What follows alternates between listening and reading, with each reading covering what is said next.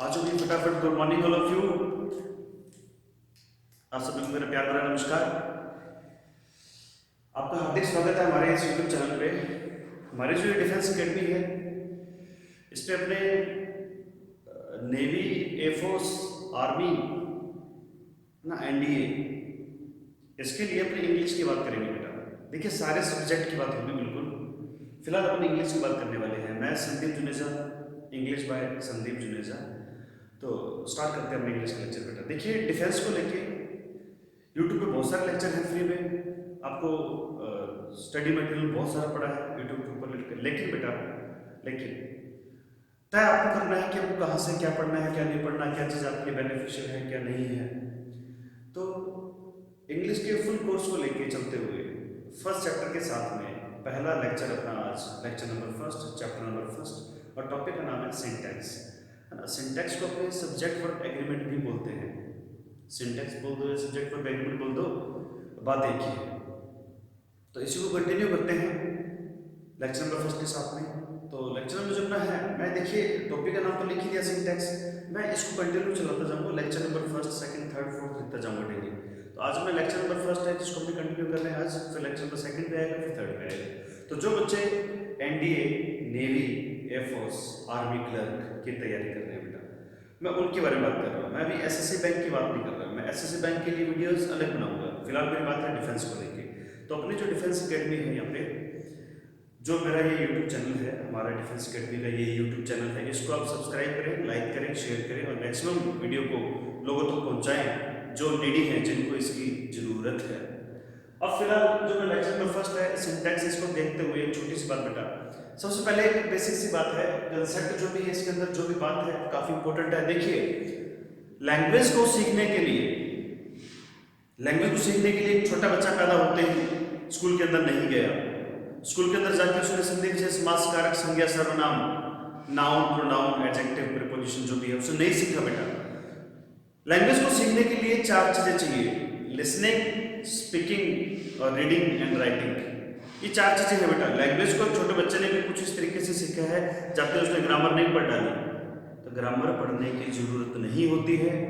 Main मुद्दा है practical knowledge.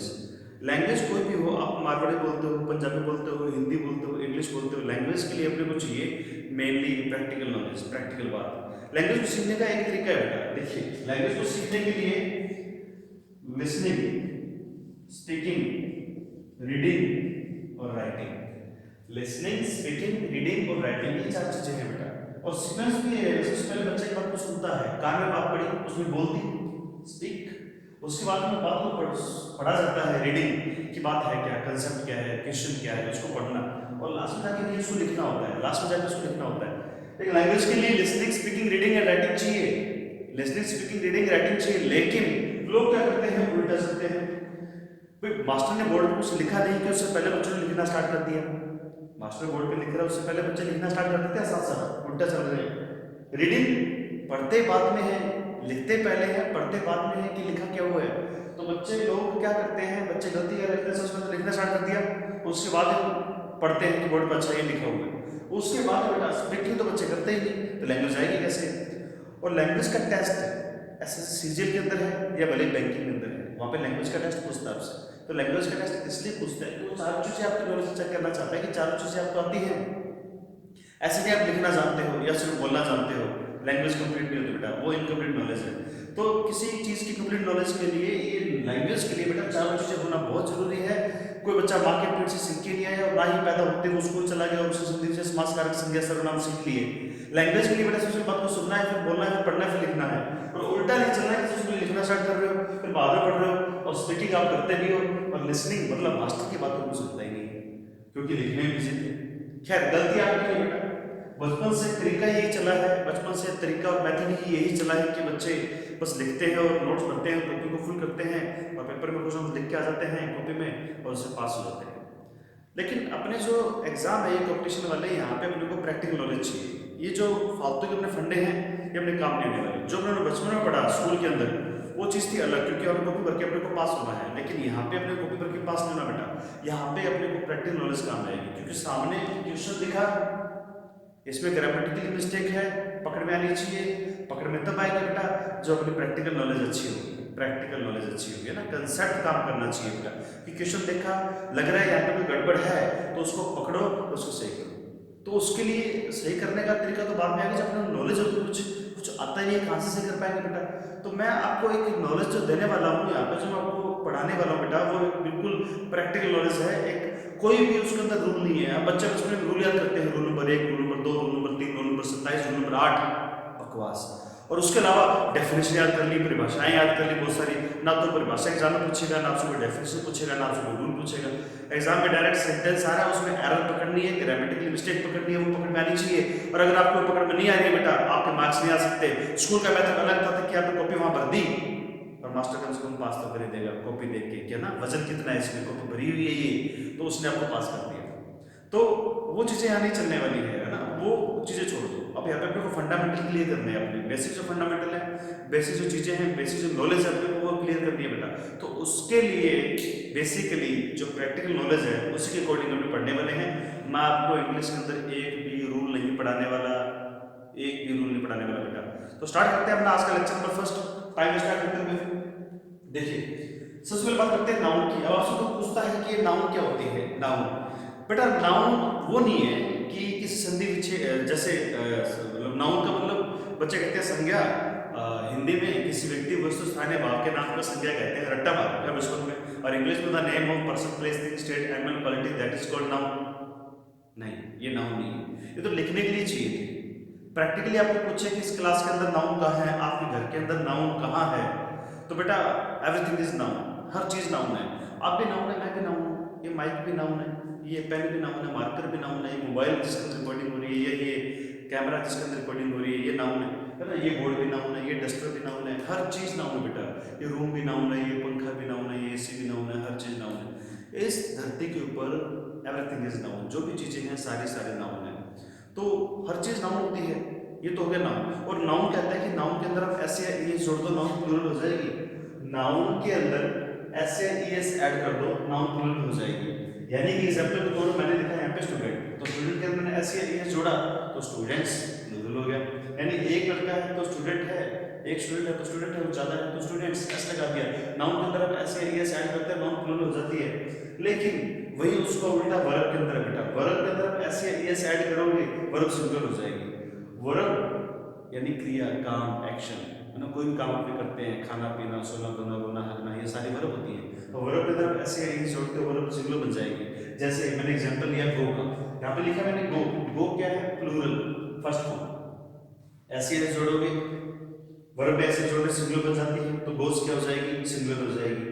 तो इसका मतलब ये इंग्लिश के अंदर जितनी भी वर्ब की फर्स्ट फॉर्म होती हैं वो सारी प्लूरल होती हैं। इंग्लिश के अंदर जितनी फर्स्ट फॉर्म होती है वो सारी प्लूरल होती हैं। और आप ऐसे ये जोड़ के यानी कि पांच ही फॉर्म बोलते हो वो सिंगुलर होती है। तो वर्ब के अंदर आप ऐसे जोड़ोगे सिंगुलर बनेगी, नाउन के अंदर आप ऐसे जोड़ोगे तो प्लूरल बनेगी। खैर इस बात के बाद में एक बेसिक सी बात अपने ये भी जानते हैं बेटा कि अपने ये भी जानते हैं कि सेंटेंस बनाने की स्ट्रक्चर होती है एसवीओ। सेंटेंस बनाने की स्ट्रक्चर होती है एसवीओ। सब्जेक्ट सिंगुलर होगा तो वर्ब सिंगुलर आएगी, सब्जेक्ट प्लूरल होगा तो वर्ब प्लूरल आएगी। सब्जेक्ट सिंगुलर होगा तो वर्ब सिंगुलर आएगी, सब्जेक्ट प्लूरल होगा तो वर्ब प्लूरल आएगी। जैसा सब्जेक्ट वैसे वर्ब, या तो दोनों सिंगुलर या दोनों प्लूरल, या तो दोनों सिंगुलर या दोनों प्लूरल।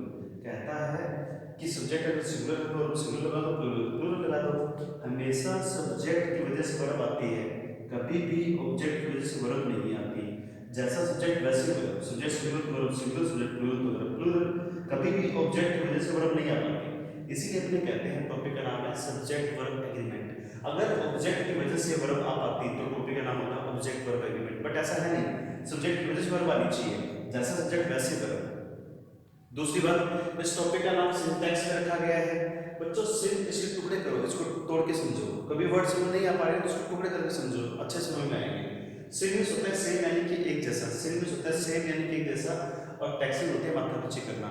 एक जैसी बात पे माथापच्ची करनी है, एक जैसी बात पे माथापच्ची करनी है, यानी कि दोनों एक जैसे होनी चाहिए, या तो दोनों सिंगुलर होंगे या दोनों प्लूरल होंगे। सब्जेक्ट सिंगुलर तो वर्ब सिंगुलर होगी, प्लूरल तो प्लूरल होगी। कभी ऐसा नहीं हो सकता कि ये सिंगुलर हो जाए वो प्लूरल हो जाए, ये प्लूरल हो जाए वो सिंगुलर हो जाए, या तो दोनों सिंगुलर होंगे या दोनों प्लूरल होंगे। तो इसलिए टॉपिक का नाम सोच समझ कर रखा गया है सिंटैक्स, सिन यानी एक जैसा, और टैक्स यानी मात्रा बच्चे, तो सेम बात में मात्रा बच्चे करनी है बेटा। और सब्जेक्ट वर्ब एग्रीमेंट यानी कि सब्जेक्ट प्रेजेंस वर्ब आती है तो दोनों के बीच में एग्रीमेंट करवाना है, कभी भी ऑब्जेक्ट प्रेजेंस वर्ब नहीं आ पाती। तो इसी बात को कंटिन्यू करते हुए अपना जो आज का कंसेप्ट है वो स्टार्ट करते हैं। आपको मैं टाइम वेस्ट नहीं करूंगा बेटा, फालतू बातें नहीं करेंगे। जो मेन मेन चीजें हैं उसको शॉर्टकट से समझते हैं, जो मेन मेन चीजें उसको शॉर्टकट से समझते हैं बेटा। मैंने कुछ वर्ड के मीनिंग समझे हैं यहाँ पे, इन वर्ड के मीनिंग समझेंगे। आज का जो मेन कंसेप्ट है अपना लेक्चर नंबर फर्स्ट का वो ये है बेटा, यानी कि ईच एवरी इधर इधर एनी वन नन के बारे में बात करनी है, और इनके साथ में दो तीन टाइप की ग्रामेटिकल मिस्टेक, या तो एरर में, या फिर फिल इन द ब्लैंक्स के अंदर यानी कि फिलर्स में, या फिर इंप्रूवमेंट के अंदर, यानी सेंटेंस में एरर दे रखी है उसको अपने को इंप्रूव करना है। मुझे बता रखा है कि इस पार्ट के अंदर गलती है, अंडरलाइन कर देगा, बोल्ड कर देगा, अपने को देखना है कि इसको इंप्रूव कैसे किया जाए। वहां पे ऑप्शन मिल जाएंगे इंप्रूव करने के लिए, तो कौन सा ऑप्शन बेटर है उसको इंप्रूव करने के लिए वो अपने को क्लिक करना है। तो यहाँ से जो एरर होती है वो मोस्ट इंपोर्टेंट है, और इस चैप्टर की जान है। जो अपने चैप्टर स्टार्ट कर रहे हैं, लेक्चर नंबर फर्स्ट आज अपना, तो इसके अंदर जो भी एरर आएंगे आगे, जो भी बातें करेंगे बेटा, वो सबसे इंपॉर्टेंट चीज यही है, क्योंकि आज अपने जो सीखने वाले हैं वो सारी चीजें इंपॉर्टेंट है। आज का लेक्चर इंपॉर्टेंट है, आज के लेक्चर को आप रिकॉर्ड करो, डाउनलोड करो, दोबारा सुनो, ढंग से पढ़ो बेटा, लेकिन नोट जरूर करना, क्योंकि ये चीज इंपॉर्टेंट है बेटा आपके लिए।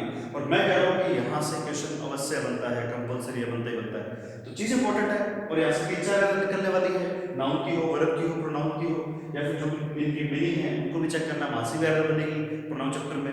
तो कुल मिला के जो भी आपस में मिलती जुलती चीजें हैं सारी चीजें चेक करनी है, कोई अलग बात नहीं करूंगा मैं, ये नहीं कि बात कुछ और चल रही है बीच में कोई और बात डाल दी मैंने, ऐसा नहीं करने वाला, क्योंकि हम जानते हैं कि नाउन की जगह पर प्रोनाउन आ सकती है। मैंने इसलिए नाउन और प्रोनाउन साथ में ली है। संज्ञा की जगह बेटा सर्वनाम तो लगाते हो, अगर मेरा नाम संदीप है तो मैं संदीप के लिए ही लगा सकता हूँ ही, मेरा नाम संदीप है मैं संदीप के लिए बेटा ही लगा सकता हूँ, तो प्रोनाउन लगा लिया मैंने।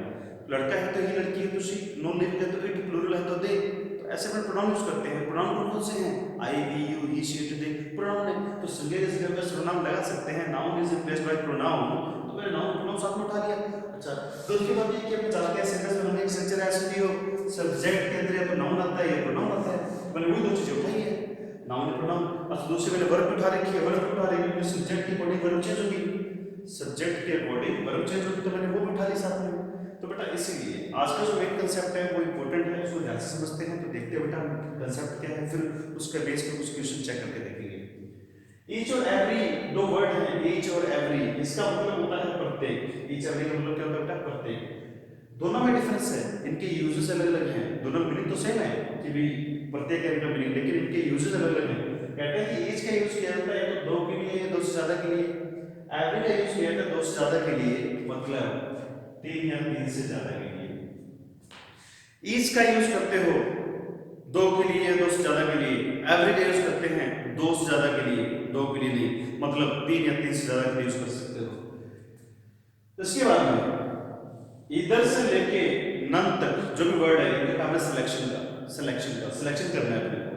यानी कि इधर का मतलब होता है दो में से एक, अगर दो में से एक की बात हो रही है तो वहां पे इधर आएगा, दो में से एक की बात हो रही है तो वहां पे इधर आएगा, और अगर दोनों की बात हो जाए तो प्रत्येक की बात हो जाएगी, और दो के लिए प्रत्येक के लिए क्या जाएगा? ईच। इधर के बाद में इसका नेगेटिव वर्ड है नीदर। नीदर का मतलब होता है दो में से एक भी नहीं, यानी दोनों में से कोई भी नहीं, यानी कि दोनों ही नहीं। इसके बाद में है एनी या फिर वन। एनी या वन का मतलब है दो से ज्यादा में से कोई एक। अब क्लास में बच्चे तो दो से ज्यादा है, लेकिन बात करने किसी एक की, तो उस एक के लिए एनी या वन आ सकता है। लेकिन अगर बात करें दो से ज्यादा के लिए प्रत्येक की, यानी दो से ज्यादा के लिए सबकी, यानी क्लास में 20, 30, 50, 100, 200 जितने बच्चे बैठे हैं सबकी बात की जाए, प्रत्येक की बात की जाए, तो दो से ज्यादा के लिए, प्रत्येक के लिए एवरी भी आ सकता है, ईच भी आ सकता है। ईच भी दो से ज्यादा के लिए आ सकता है, एवरी भी दो से ज्यादा के लिए आ सकता है। तो प्रत्येक की बात करें दो से ज्यादा के लिए यानी कि सबकी, तो वहां पे एनी वन लगा सकते हो बेटा। लेकिन अगर दो से ज्यादा में से एक की बात करते हो तो वहां पे एनी वन आएगा, है ना। दो से ज्यादा से प्रत्येक की बात करते हो तो ईच एवरी, और दो से ज्यादा में से एक की बात करते हो तो एनी वन लगा सकते हो। एनी या वन का नेगेटिव वर्ड है नन। दो से ज्यादा में से एक भी नहीं, दो से ज्यादा में से एक भी नहीं यानी कि कोई भी नहीं, उसके लिए लगा दोगे नन। यानी यहाँ पे ये सारे वर्ड बात कर रहे हैं सिलेक्शन। अब आगे चलते हैं, ये तो इनकी मीनिंग। बेटा इनकी मीनिंग से एरर बनती है, इसलिए आपको मीनिंग बताई है मैंने, है ना। वीडियो चला के बार बार देखते रहना बेटा, क्योंकि मीनिंग में गड़बड़ नहीं होनी चाहिए, क्योंकि मीनिंग से एरर बनती है आपको प्रोनाउन चैप्टर में। तो प्रोनाउन चैप्टर आप खोल के देखोगे, ग्रामर के क्वेश्चन लगाओगे वहाँ पे आपको ये वाली एरर मिल जाएगी। आगे बढ़ते हैं, इनके साथ में जो बाकी एरर बनती है, देखो subject verb agreement, noun, pronoun, conjunction, adjective, 4-5 chapter के अंदर यहाँ से एरर है। 4-5 चैप्टर के अंदर बेटा यहाँ से एरर है, इसलिए करो ध्यान से समझना चीज को, बार बार वीडियो को देखते रहना। देखिए इन सभी वर्ड के साथ में नाउन, वर्ब और प्रोनाउन तीनों चीजें सिंगुलर होती है। तीनों चीजें अपने को कैसे चाहिए? सिंगुलर चाहिए। ये सिंगुलर क्यों चाहिए? अपने को ये चीज प्रैक्टिकली सीखनी है, रट्टा नहीं मारना बेटा। मैं कह रहा हूँ कि अपने को रट्टा मारने की जरूरत नहीं है। इंग्लिश के अंदर कोई रूल नहीं होता। जो लोग कहते हैं कि रूल होते हैं, गोल्डन रूल होते हैं, डेफिनेशन होती है बेटा, वो बकवास है, एग्जाम में काम नहीं आने वाली। वो स्कूल तक ठीक थी, वो स्कूल तक ठीक थे बेटा, लेकिन यहाँ पे काम नहीं आने वाली। तो बिल्कुल प्रैक्टिकल नॉलेज की बात कर रहा हूँ मैं कि नाउन वर्ब प्रोनाउन तीनों सिंगुलर आते हैं, क्यों आते हैं चेक करते हैं बेटा। देखो बात कर रहे हैं यहाँ पे एक की, यहाँ पे भी एक की, यहाँ पे भी एक की बात की है, इधर भी एक की बात की है। एक का मतलब सिंगुलर, इसलिए नाउन वर्ब प्रोनाउन सिंगुलर आए हैं वहाँ पे, और कोई कारण नहीं है। नाउन वर्ब प्रोनाउन तीनों सिंगुलर आए हैं। क्यों आए सिंगुलर बेटा? क्योंकि इस चैप्टर में भी एक है और यहाँ पे भी एक है, यहाँ तो बात एक की हो रही है वैसे भी, तो एक का मतलब सिंगुलर, तो तीनों चीजें इसको सिंगुलर दे दी। नाउन की जगह प्रोनाउन आ सकता है, दोनों चीजें आती हैं किसके अंदर? सब्जेक्ट के अंदर। फिर सब्जेक्ट के अंदर नाउन ही प्रोनाउन आ सकता है, ठीक उसी तरीके से ऑब्जेक्ट के अंदर भी नाउन ही प्रोनाउन आ सकता है। तो नाउन और प्रोनाउन जो आएंगे सब्जेक्ट में हो या ऑब्जेक्ट के अंदर हो, वो नाउन और प्रोनाउन आ सकते हैं सब्जेक्ट ऑब्जेक्ट के अंदर। अच्छा सब्जेक्ट जैसा वैसे वर्ब आनी चाहिए, तो वर्ब के साथ बनेगी। तीनों चीजें कैसे आएंगे? सिंगुलर। क्यों भाई सिंगुलर क्यों ली तीनों चीजें? क्योंकि जैसा सब्जेक्ट अगर सिंगुलर है तो वर्ब भी सिंगुलर ही आती है, जैसा सब्जेक्ट सिंगुलर है वैसे वर्ब भी सिंगुलर ही आती है, क्योंकि दोनों सेम होते हैं। इस टॉपिक का नाम भी सिंटैक्स है, एक जैसे टैक्स चेंज करनी है, मात्रा चेंज करनी है। अगली बार बेटा इनके साथ में चेक करते हैं। कहता है कि इधर से लेके नन तक जो वर्ड है इनका नाम है सिलेक्शन का। सिलेक्शन करने के लिए इनके साथ में आपको प्रीपोजिशन ऑफ मिलेगी, क्योंकि प्रीपोजिशन ऑफ के इंग्लिश में मात्र दो यूज है, मात्र दो यूज है, एक सिलेक्शन दूसरा पोजीशन। मैं फिलहाल पोजीशन की बात नहीं कर रहा, बाद में करेंगे, फिलहाल मैं सिलेक्शन की बात कर रहा हूँ। फिलहाल मैं बात किसकी कर रहा हूँ बेटा? सिलेक्शन की। तो सिलेक्शन की बात करनी है प्रीपोजिशन ऑफ से, तो इनकी बात में प्रीपोजिशन ऑफ लगी हो इसका मतलब वहां पे सिलेक्शन होने वाला है। और सिलेक्शन के लिए जब प्रीपोजिशन ऑफ आती है तो अपने साथ में नाउन तो प्लूरल लेती है, वर्ब प्रोनाउन सिंगुलर लेती है। नाउन तो प्लूरल लेती है, वर्ब प्रोनाउन सिंगुलर लेती है, वर्ब प्रोनाउन तो पहले से सिंगुलर थी, वर्ब प्रोनाउन तो अब भी सिंगुलर है, नाउन प्लूरल हो जाएगी। अब नाउन प्लूरल होने का कारण क्या बेटा वो समझते हैं, वो भी बेटा बिल्कुल प्रैक्टिकल, कोई रूल नहीं। देखिए सिलेक्शन और कंपैरिजन, यानी कि जब मेरे को सिलेक्शन करना है या फिर तुलना करनी है, वो मैं जब भी करूंगा बेटा दो या दो से ज्यादा के बीच में से करूंगा। एक व्यक्ति क्लास के अंदर अगर है तो उससे किसी से कोई तुलना नहीं है, उसकी किसी से कोई तुलना नहीं है, कोई कंपैरिजन नहीं है, क्योंकि एक व्यक्ति अपने आप या तो सिलेक्ट है या रिजेक्ट है। तो सिलेक्शन या कंपैरिजन जब भी करना हो तो वो अपने को दो या दो से ज्यादा में से करना पड़ता है। तो दो या दो से ज्यादा में से मतलब नाउन प्लूरल, दो या दो से ज्यादा में से मतलब नाउन प्लूरल। देखिए नाउन के सामने मैंने प्लूरल लिखा, क्योंकि दो या दो से ज्यादा मतलब नाउन प्लूरल, तो क्या मैं दो या दो से ज्यादा में से उठा रहा हूँ, या तो दो में से उठा रहा हूँ या दो से ज्यादा में से सिलेक्शन कर रहा हूँ, या तो दो में से सिलेक्शन कर रहा हूँ या दो से ज्यादा में से कर रहा हूँ। तो दो या दो से ज्यादा मतलब नाउन कैसे होगी? प्लूरल।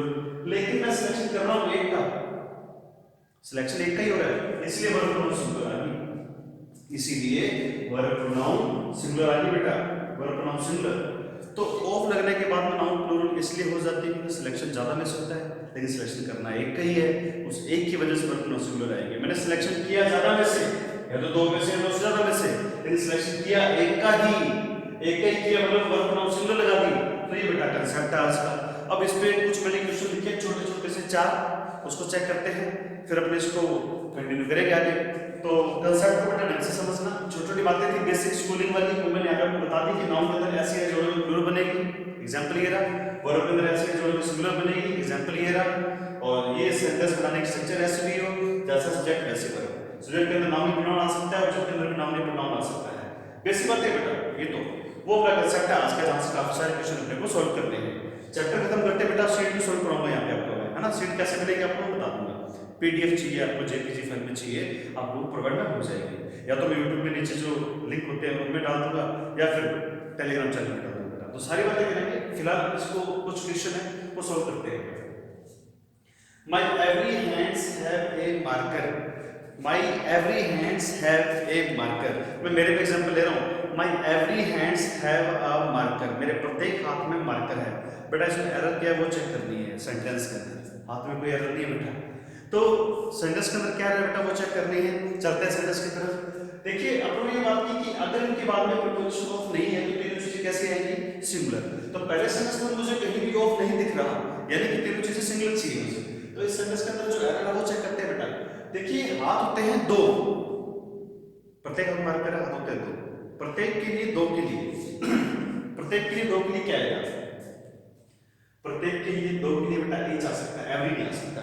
तो यहाँ पे मुझे पहले एरर दिख रही है कि एवरी की जगह पे मुझे यहाँ पे ईच करना पड़ेगा, एवरी की जगह पे मुझे ईच करना पड़ेगा पहली एरर, क्योंकि दो हाथ हैं और दो के लिए मतलब प्रत्येक के लिए दो, मैं प्रत्येक हाथ में मार्कर है, दो के लिए प्रत्येक के लिए बेटा ईच आ सकता है, एवरी नहीं आ सकता। तो मैंने यहाँ पे ईच लगा दिया, एवरी काट दिया। दूसरी बात, नाउन सिंगुलर चाहिए और नाउन के तरफ में एस या ए जोड़कर प्लूरल बन जाता है। अपने सिंगुलर बनाने के लिए यहाँ पे हैंड्स में से एस हटाना पड़ेगा, अकेला हैंड करना पड़ेगा, यहाँ पे हैंड्स नहीं आ सकता।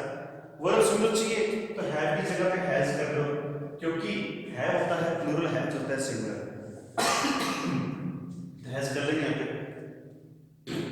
Second question, one of my hands have marker, मेरे किसी एक हाथ में मार्कर है।